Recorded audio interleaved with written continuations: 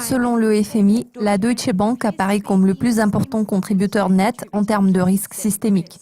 Alors comment le géant en est-il arrivé là ?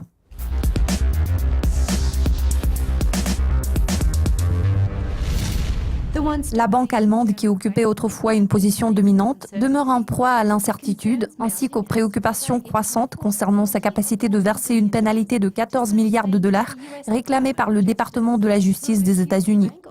Ce dernier a accusé la Deutsche Bank de fraude. Il s'agit notamment de la vente des prêts hypothécaires toxiques. Cette incertitude a eu un effet domino sur les titres financiers européens. L'indice boursier des banques européennes Stoxx Europe 600 a perdu 1%, alors que l'indice bancaire de la zone euro a reculé d'1,4%.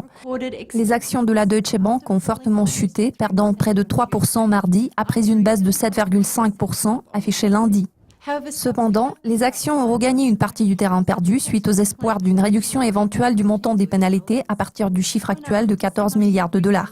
David Moss, de BMO Global Asset Management, a commenté la récente baisse des indices bancaires européens comme suit.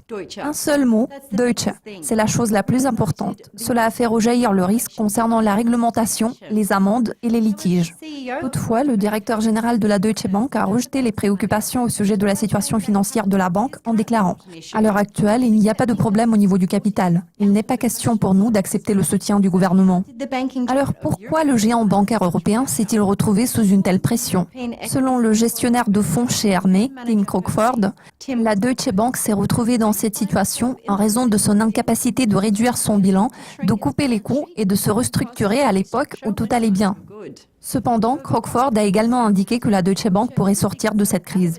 Selon lui, l'une des options possibles serait de vendre la gestion d'actifs ou bien d'autres activités de la banque présentant un profil de rendement plus attrayant que les activités clés et la banque d'investissement, telles que la gestion de patrimoine privé. Cela conclut la revue de presse dédiée aux problèmes affrontés par la Deutsche Bank. Je suis Céleste Skinner.